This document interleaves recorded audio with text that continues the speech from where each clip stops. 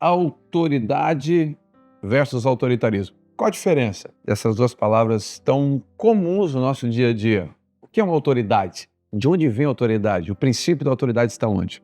Quero contar uma história bíblica que você conhece. Quando Jesus é questionado por um centurião que o chama para curar o seu servo que está enfermo. O centurião, para quem não sabe, é um líder de 100 soldados. Ele era comandante de um pelotão de 100 soldados. Então, o centurião tinha uma autoridade dada por Roma e ele exercia sua autoridade ferozmente. Interessante que esse centurião ele tinha um coração bom. Ele queria a interferência de Jesus pela cura de um servo dele. O centurião ele nos traz um ensino incrível quando ele fala o seguinte: Jesus, você não precisa ir na minha casa. Basta você dar uma ordem aos seus anjos e eles vão lá. E ele dá um segredo da autoridade. Ele fala o seguinte: porque eu sou um homem sujeito à autoridade de Roma, eu dou uma ordem para os soldados, eles obedecem. Olha que interessante, o centurião não disse que tinha autoridade, ele falou que era submisso à autoridade. Então o princípio da autoridade está na submissão. Nenhum de nós vamos ter real autoridade se não tivermos real submissão.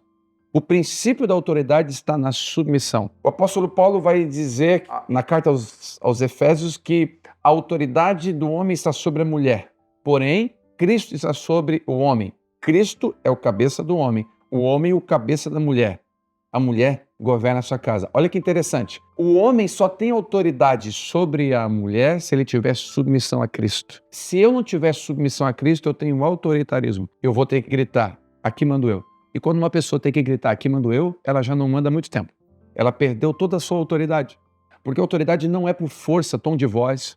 A autoridade ela é natural de quem é submisso. O princípio da autoridade está na submissão. Esse é o primeiro ponto onde a autoridade se baseia. O segundo ponto que a autoridade se baseia é nas cicatrizes, nas experiências.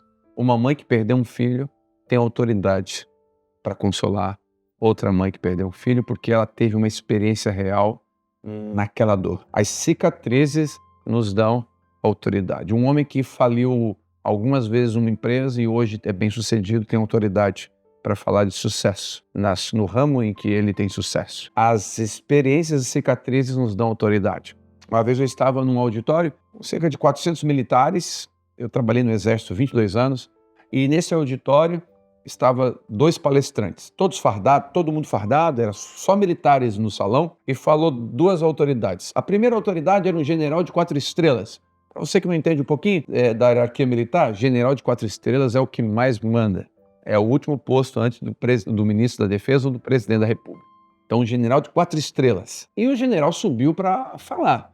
Quando o general subiu para falar, houve um respeito pela autoridade que ele tinha, conquistada por estudo, trabalho e submissão, porque ele é submisso às autoridades sobre ele. Segundo o palestrante, um recruta. E quando o recruta subiu, e para quem não entende, recruta é o que menos manda. Na hierarquia, na escala hierárquica, é a base. Ele não manda em ninguém.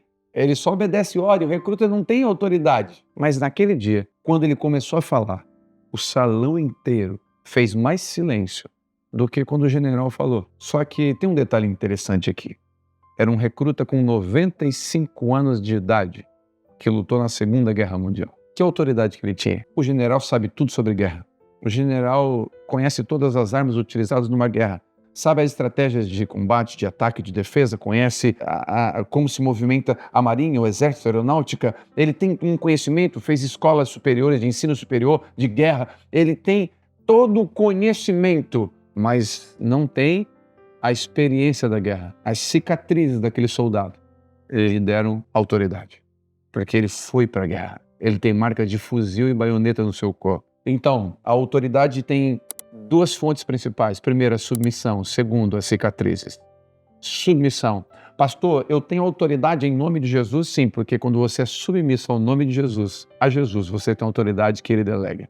Jesus só delega autoridade aos seus discípulos, e discípulos são submissos. O princípio da autoridade está na submissão na cicatriz. Não pode estar em outra fonte. Eu tenho o título, eu sou pastor da igreja, então eu mando aqui. Você não entendeu. Deus te deu uma função pastoral para você servir. Não, na empresa eu sou o chefe, eu mando lá. Deus te deu uma função, uma autoridade lá para você servir. A autoridade dada, ou por cicatriz, ou por submissão, ela serve para servir no reino de Deus, o maior é quem serve. Então que Deus nos dê autoridade, muita autoridade, através de submissão ou de cicatriz, para que a gente possa servir, assim como aquele centurião buscou pelo seu soldado que estava enfermo, seu servo, que a gente possa buscar autoridade para cuidar das pessoas que estão perto da gente. Te abençoo com autoridade em nome de Jesus.